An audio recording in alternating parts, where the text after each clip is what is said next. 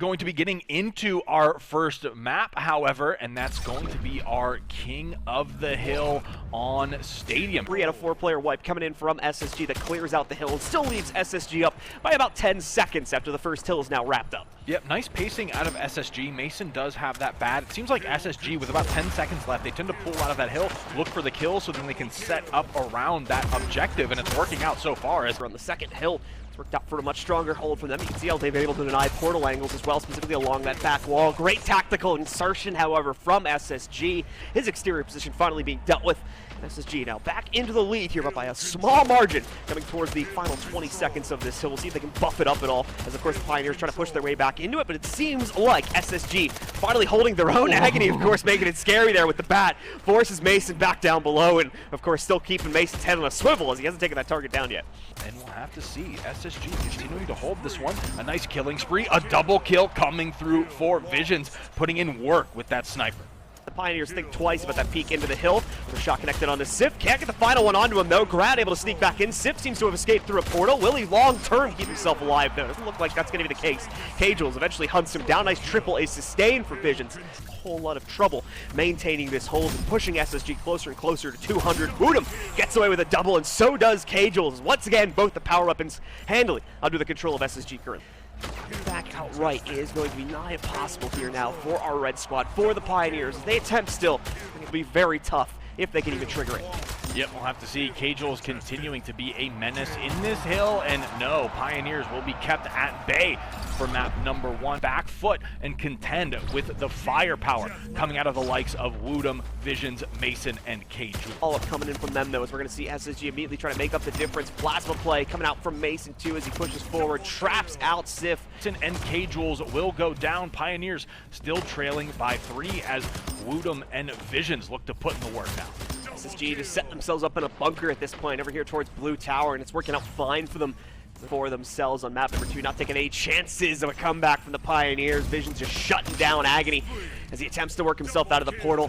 Not one to give up here. We're going to need to try and find a way to change the status quo. They are just being wrapped around this map right now, being set up to be shut down by 2 or more players from SSG, and they cannot win the game when they are constantly fighting against that tide, unfortunately. Even this bat play from Momo gets red now with the Rockets. 2 down, so only 1 kill gained for SSG, while the Pioneers try to claw their way back in. A lot of players behind him, but unaware at this point in time. Doesn't matter, however, as Wutum will secure the final kill for SSG. But let's get into it.